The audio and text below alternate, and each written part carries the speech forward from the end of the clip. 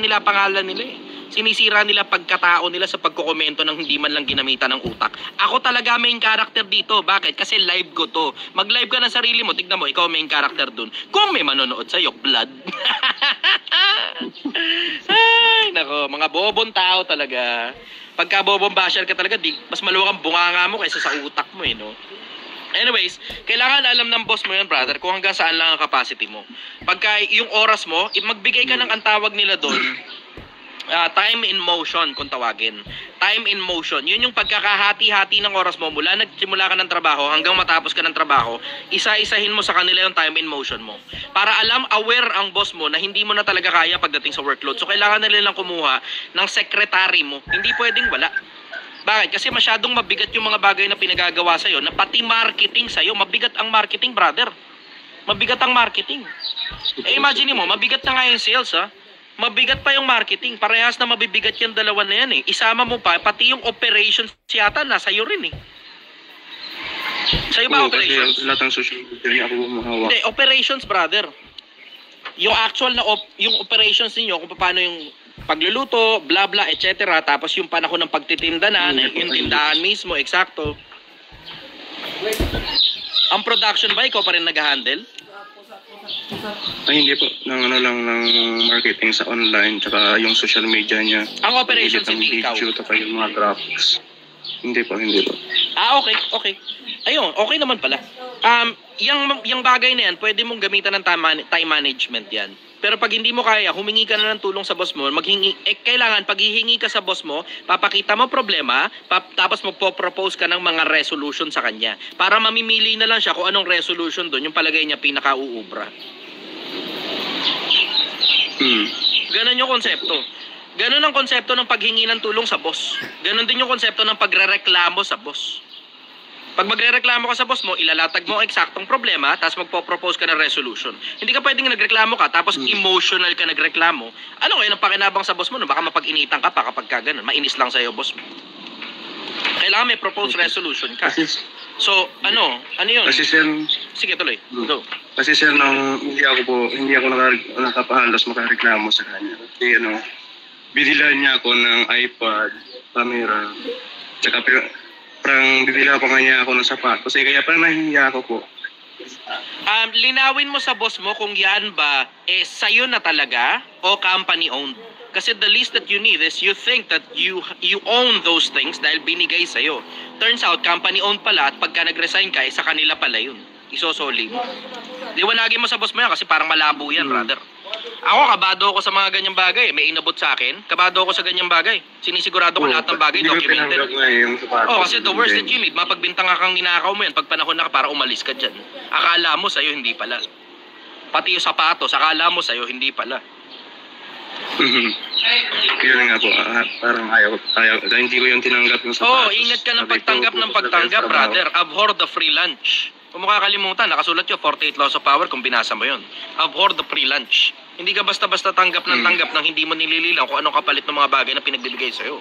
Kasi the least that you need is, binigyan ka namin ng ganito, binigyan ka namin ng ganyan, tapos ngayon naaalis ka. Tapos sasoli mo sa kanila. O sabihin naman sila sa'yo, binili na sa'yo, sasoli mo pa sa amin, napakabastos mo naman. Hindi mo naman alam kung sa'yo talaga yun o company owned yun eh.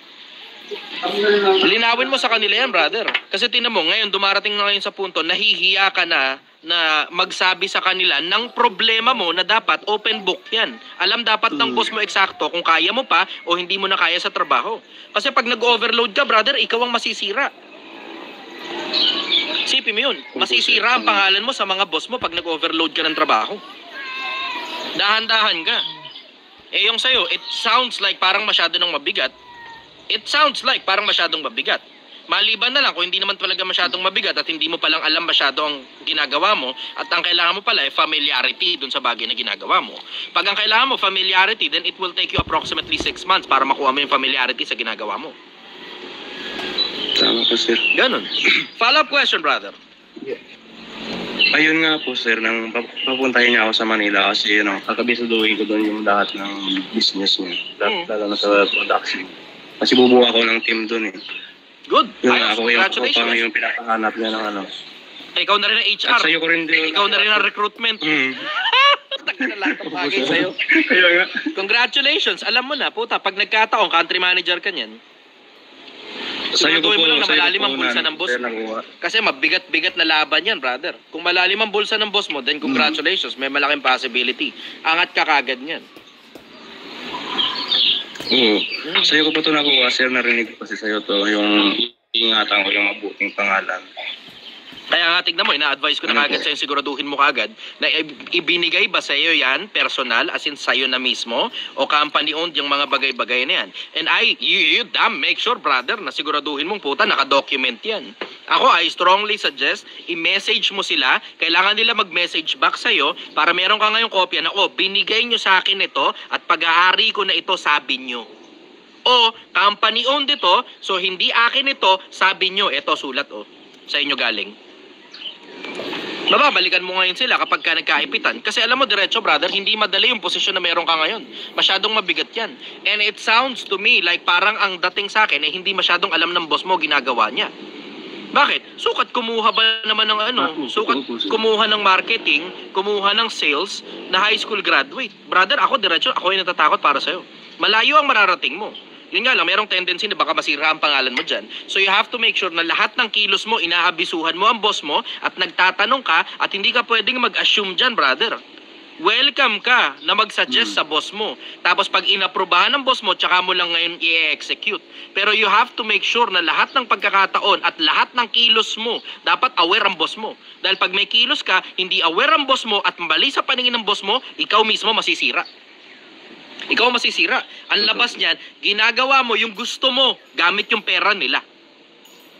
Delikado ngayon ang lagay mo. So ako, I strongly suggest, brother, regular message mo boss mo, lahat ng kilos mo dapat naka-message ang boss mo at naka-loop in ang boss mo. Yan ang suggestion ko sa'yo. Ano na lang to? Iniisip ko palagi, kaya sinubo ko na lang. Isa pa, nakaka-burn out. eto brother, eto putang ina corporate, pinaka-effective. Cover your own ass. Cover your own ass. Paano gagawin mo? Lahat ng kilos mo, naka-loop in ang boss mo, para pag kinwestiyon ka ng boss mo, boss, hindi ito sabi mo sa message. So ginawa ko lang yung eksaktong instruction mo. Nag-suggest ako, boss tinanggap mo yung suggestion ko, ito nasa message basahin mo. Hindi ka ngayon maiipit kahit anong mangyari. Kaya malugi man yung negosyo niya o pumaldo yung negosyo niya, ang bottom line, hindi ka maiipit. Bakit? Lahat may approval ng boss mo Lahat aware. Lahat ng kahit maliliit na kibot ng kilos, approve ng boss mo. Para hindi ka mahirapan, mayat maya hingi ka ng hingi na approval, hingi ka ng hingi ng approval. Ito suggestion ko, ang tawag nila blanket permission. Pagka pare-parehas lang yung format ng isang bagay, ito ngayon, boss, pengi ako ng blanket permission para lahat ng pagkakataon na mangyayari itong bagay na to, ito eksakto yung gagawin kong resolution dun sa lahat ng problema na yon, o meron akong blanket permission para gawin ito sa social media, ito black and white. Pengi ako ng blanket permission. Ang tawag ng blanket permission. So, ibig sabihin, lahat ng pagkakataon na magpo-post ka, automatic approve kagad yun sa boss mo. Kuha mo? Dapat nga, magkaroon ako ng seminar para dito Tangin, ang daming gustong matuto ng ganito. Ang daming nagme-message sa akin ng mga supervisor at saka manager ng mga kumpanya. Nahihirapan sila sa pagmamanage. Kasi alam mo, diretso, hindi naman talaga masyadong itinuturo itong ganito sa eskwelahan Hindi tinuturo, wag niyo ako mapagkamalian pero alam mo yung minsan nasa maling kurso ka lang. Ganun. Engineering ka, tapos ngayon manager ka ngayon. Ang layo ngayon. Follow-up question, brother. Ayun na po, sir. Salamat po, Thank you, Tagal ko na nagpipila, hindi ako nabibigyan. Galingan mo sa Salamat buhay, po, brother. sir. Congratulations sa promotion. Salamat po. Salamat po. Sige. Okay.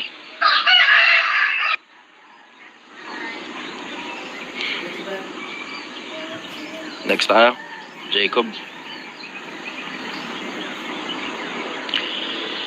Jacob.